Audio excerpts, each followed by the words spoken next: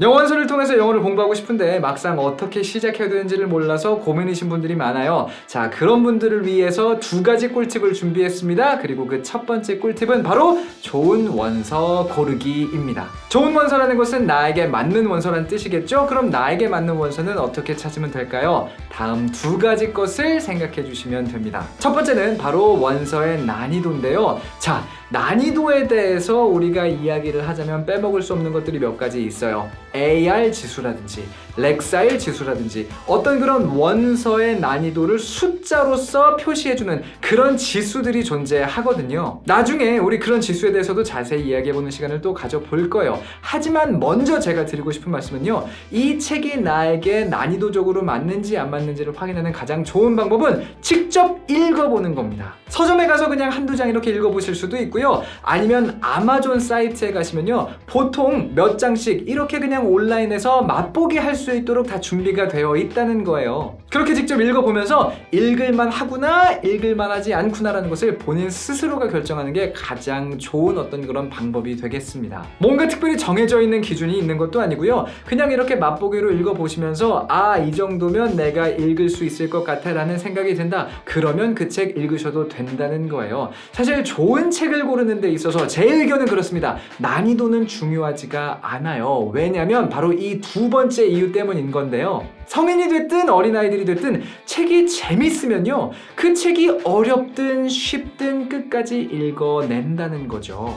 이 원서 읽기를 할 때 가장 중요한 것은요, 많은 원서를 읽어내는 거예요. 그런 면에서 조금 쉽더라도 아니면 조금 어렵더라도 어쨌거나 끝까지 읽어내기만 하면 첫 번째 목표는 우리가 달성을 했다고 볼 수 있다는 거죠. 그러니까 여러분, 좋은 책을 고를 때, 나에게 맞는 책을 고를 때는요, 난이도도 물론 신경 써야 하지만 이 책의 내용이 나의 어떤 그런 흥미를 자극시키는지, 내가 이 책을 읽고 싶은지에 조금 더 초점을 맞추시는 것을 저는 추천드리고 싶어요. 생각해보세요. 나에게 정말 딱 난이도가 맞는 그런 책이 있어요. 근데 내가 이 책이 재미없거든요? 그럼 그 책 안 읽을 거라는 거죠. 그러면 원서 읽기 재미없네, 공부하기 싫어, 이런 결과를 초래하게만 된다라는 거예요. 하지만 조금 쉽더라도 조금 어렵더라도 내가 이 책을 읽고 싶으면 끝까지 읽게 될 거라는 거고, 거기서 우린 더 많은 것들을 얻을 수가 있게 되겠죠. 정리하자면 내가 직접 책을 살짝 읽어보면서 이 책이 나에게 맞는지 안 맞는지 그 수준, 난이도를 직접 평가하시는 게 가장 정확하다는 거고, 근데 어떤 그런 난이도보다도 더 우선시해야 되는 것이 있으니 바로 그것이 재미라는 거죠.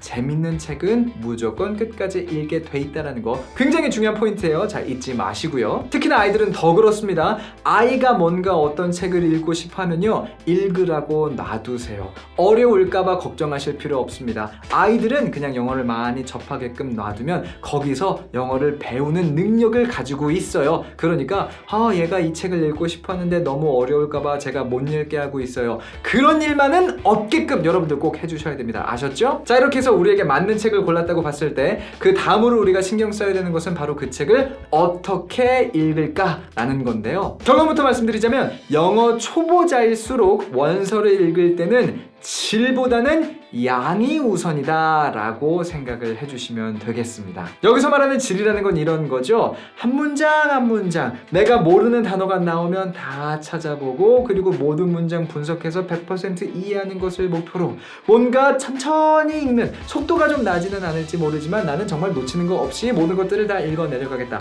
요런 자세가 질을 우선시하는 그런 독해 자세라고 봤을 때, 그것보다는 그냥 대충 내용이 좀 이해가 되더라도 모르는 단어 좀 건너뛰고 정말 그냥 내가 궁금한 단어만 몇 개 찾아보면서 읽는다 하더라도 줄거리가 이해된다라는, 어느 정도 이해된다라는 가정아래 쭉쭉 읽어 내려가셔서 내가 첫 페이지 읽느라 3시간 투자하는 것보다 그 3시간 동안 그냥 그 책 한 권을 읽어내는 이런 것에 초점을 맞추시는 게 먼저 그 왕초보들을 위한 전략이라는 겁니다. 이유는 아주 간단해요. 내가 어떤 특정한 문장을 지금 당장 이해하지 못하면요, 그걸 1시간을 붙잡고 있든 2시간을 붙잡고 있든 이해 안 될 겁니다. 그러니 계속해서 그냥 쭉 읽어 내려가면서 영어의 양에 대한 노출을 높이는 게 낫다는 거죠. 그리고 이렇게 많은 책을 읽게 되면요, 내가 이 문장 구조 저번에 봤던 건데, 이 단어 내가 저번에 봤던 건데, 이런 생각들이 막 들기 시작하거든요. 이런 식으로 내가 반복 학습 효과를 느끼게 되면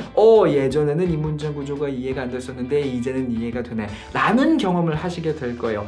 이런 식으로 많이 읽으면서 영어의 노출을 높여서 내 영어의 이해도를 높이는 이 전략으로 원서 읽기를 접하셔야 된다는 겁니다. 물론 어느 정도 수준이 되면 그때는 모르는 문장 좀 분석하면서 시간 투자하면서 꼼꼼히 읽는 게 더 도움이 될 때가 있어요. 하지만 제가 앞에서 강조드렸죠. 처음으로 영어 원서를 통해서 영어를 공부하시는 분들이 바로 이 함정에 많이 빠지시는데, 여기서 말하는 이 함정이라는 거는 제가 말씀드린 그거예요. 한 문장 한 문장, 한 단어 한 단어에 목숨 거는, 뭐 말하자면 그러시면 안 돼요. 그러면 재미가 없어요.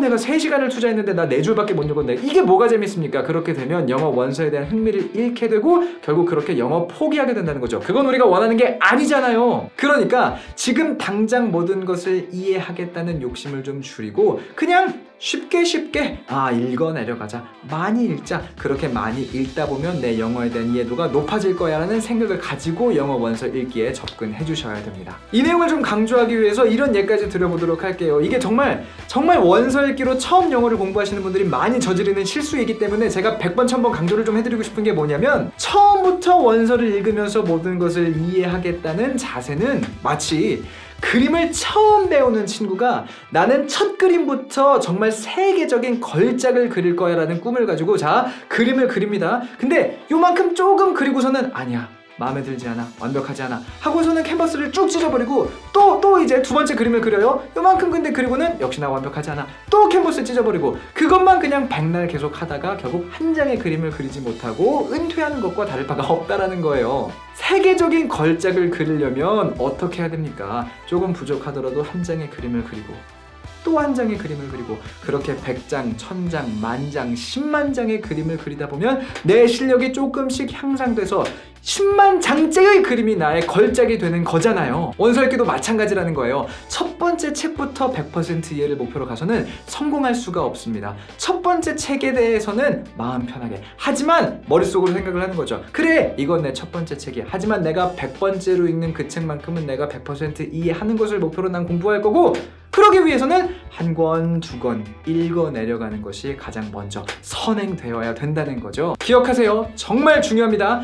모든 것을 이해하려는 자세가 필요한 게 아니라 많이 읽으면서 그 많은 양을 통해서 내가 영어의 이해도를 높이겠어라는 자세가 중요한 거니까 잊지 마세요. 자, 이렇게 해서 영어 원서로 영어 공부를 처음 시작하시는 분들을 위한 꿀팁 2가지를 정리해 봤는데요. 영어 원서를 가지고 공부하는 데 있어서 궁금하신 내용들이 있다면 여러분, 자, 댓글로 글 남겨주세요. 제가 영상으로든 아니면 글로든 제 모든 지식을 동원해서 여러분들의 그런 궁금증들 풀어드리도록 하겠습니다. 자, 그럼 이 영상을 보고 계시는 오늘 좋은 하루 보내시고요. 저는 다음 영상에서 여러분들 또 찾아뵙도록 할게요. See you next time.